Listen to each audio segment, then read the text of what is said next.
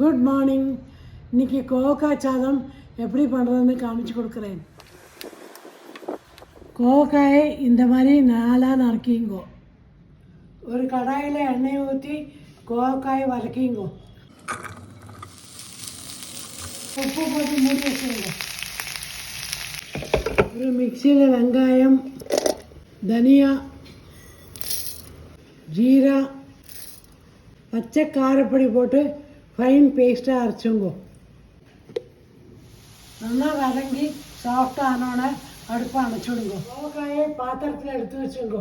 அதே கடாயில் எண்ணெய் ஊற்றி கடுகும் கடலைப்பருப்பும் தாளிச்சுங்கோ.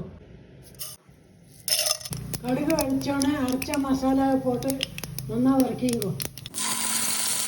பச்சை வாசனை போன பின்ன கோவக்காயை போட்டுங்கோ.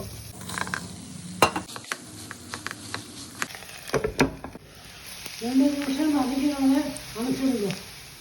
வதக்கினத்தை ஆறுன சாத்தில் போட்டு மிக்ஸ் பண்ணிங்கோ.